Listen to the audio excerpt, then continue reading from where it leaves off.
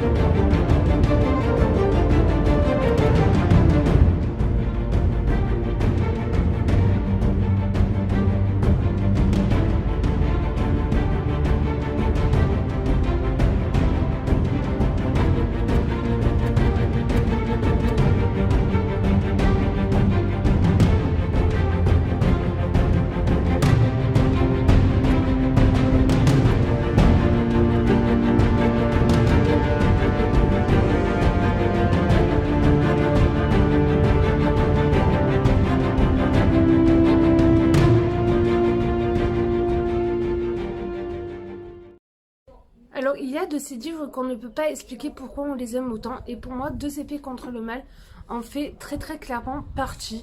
J'ai eu vraiment un coup de foudre pour cette duologie qui est un auto-édité. Je ne sais pas si je l'ai précisé, mais bon, ça c'est plus à préciser. Qui m'a profondément touchée en plein cœur. Donc regardez-moi encore ces beautés, je vous les remontre un petit peu parce qu'on ne s'en lasse pas.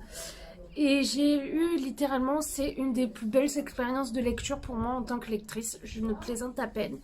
J'ai jamais autant été investie pour un livre, que ce soit dans la promo, dans le... Voilà.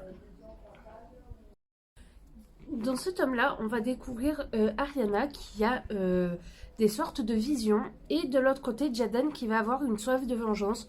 Je ne vous dis pas pourquoi, parce que sinon ça serait vous spoiler toute l'histoire. Mais ils vont se rencontrer suite à un concours de circonstances et ils vont se rendre compte que les deux épées que leur maître leur ont données sont des épées jumelles et qui sont liées. À là va s'en suivre une grande aventure pour eux, une grande quête, on va dire, où ils vont devoir essayer de sauver leur pays. Sauf que ça va pas être si facile que ça. Donc je vous disais, dans ce tome 1, le truc qu'il y a eu, c'est que à la fin de ma lecture, je n'avais pas réussi à mettre des mots sur cette lecture. Alors non pas parce que je l'avais pas aimé, mais justement parce que je l'avais trop aimé.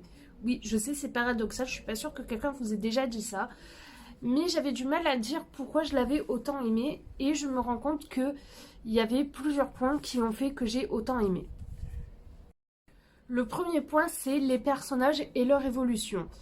Moi, il faut savoir que dans des romans, j'aime les personnages surtout féminins, et qui sont badass. Surtout en cette période-là, j'avais vraiment envie de ça. Et Ariana, c'était le personnage parfait pour ça, qui ne se laisse pas faire et qui ne compte pas que sur les autres. En fait, je sais pas comment dire ça. Et j'ai énormément aimé l'évolution de la relation qu'elle a avec Jaden, qui est quand même assez belle, je trouve. Je ne saurais pas mettre des mots parce que ça fait quand même un moment que je l'ai lu. Mais c'est vrai que je trouvais que cette relation était tout simplement magnifique. Je vous conseille de le lire pour découvrir tout ça. Et le point fort de ce tome 1, c'est qu'il n'y a pas... Oui, à chaque fois je me trompe. C'est qu'il n'y a pas de temps mort, il n'y a pas de temps calme. On n'a pas le temps de s'ennuyer. Il y a vraiment, vraiment tout le temps de l'action. Et moi, c'est ce que je recherche dans un roman en général et encore plus dans un roman de fantasy.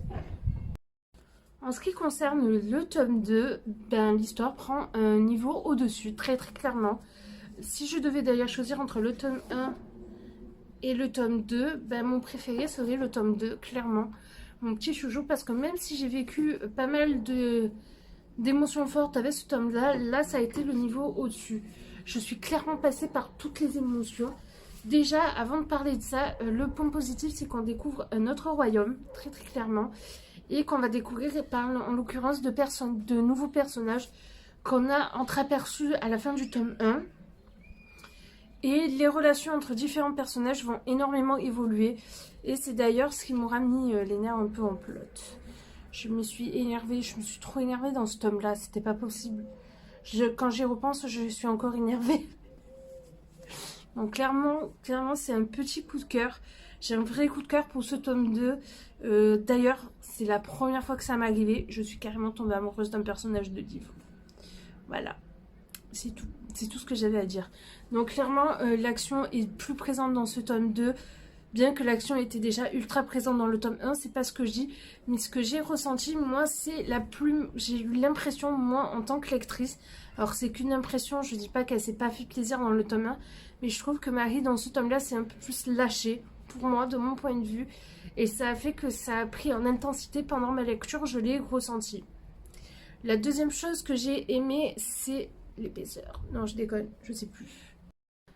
Donc comme je vous ai dit, clairement ce tome 2 c'est mon préféré, c'est clairement mon cœur s'est arraché en mille morceaux. Il y a des personnages que j'avais envie de taquer, d'autres que j'avais envie de secouer, mais par contre Ariana dans ce tome est juste merveilleuse. Voilà, franchement c'est le seul truc que j'avais à dire.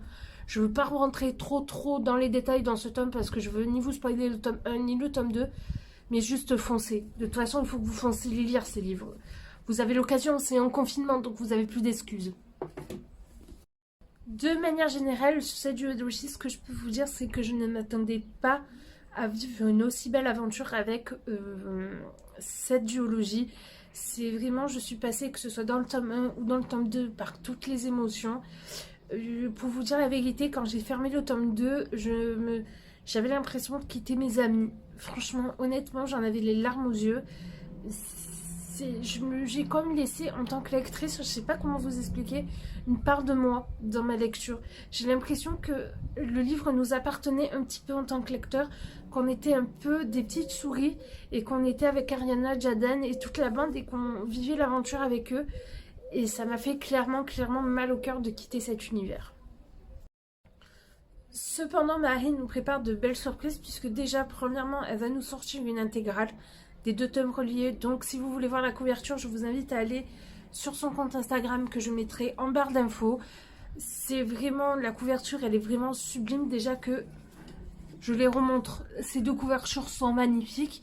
C'est vraiment, voilà, j'ai juste trop hâte qu'ils rejoignent ses petits frères.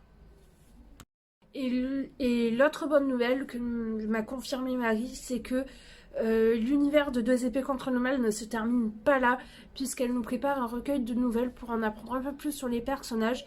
Notamment, il y en a une sur Jaden, qui est la promesse de Jaden, qui est dispo en e-book sur Amazon à 0,99 et sinon elle est comprise dans l'abonnement Kindle. Voilà, et il y aura une nouvelle sur mon personnage chouchou. Donc du coup je suis trop contente de ça aussi, j'ai vraiment hâte de le découvrir. Bref, ça fait du bien de se dire qu'on va quitter un univers mais pas quitter vraiment l'univers. Je n'ai pas encore lu la nouvelle puisque je ne me sens pas prête à la lire, très clairement, j'attends le bon moment. Je me demande si je vais pas attendre que le recueil sorte pour le lire.